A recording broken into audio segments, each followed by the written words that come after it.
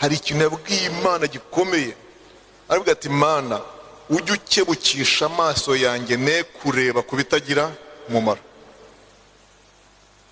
Nubona natumbye cyane nakanuye natumiye amaso ntya ukebura umushenzi mvandeyo ntugatume ntinza yo ntya byankozeho nintinza amaso kubitagira umumaro ukebanuye kintazi to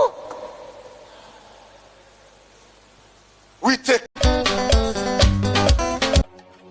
fata Yesu hareka ibindangaza nkifatira Yesu tukabana karamata iyo mbimenya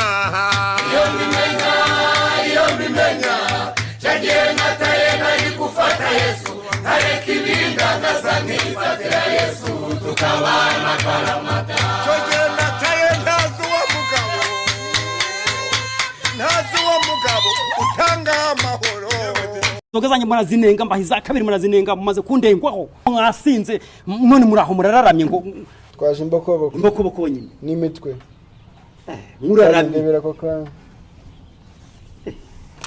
twaje imbokoboko uzamura izo ntwaro uzimurebesheho uzimurebesheho 15 hara muntu ani woncha kuyabona afande oya wibura sobo ko yakiri kare mu bye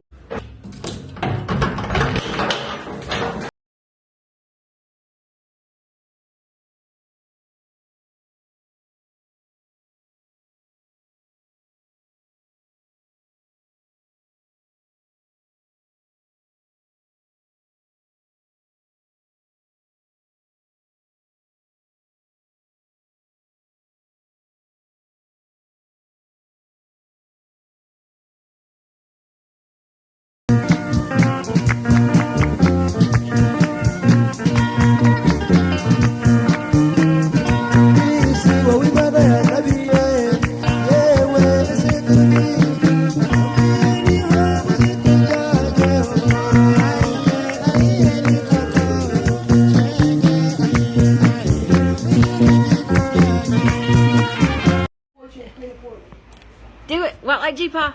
There you go. Well, like Do it, girl. Do it.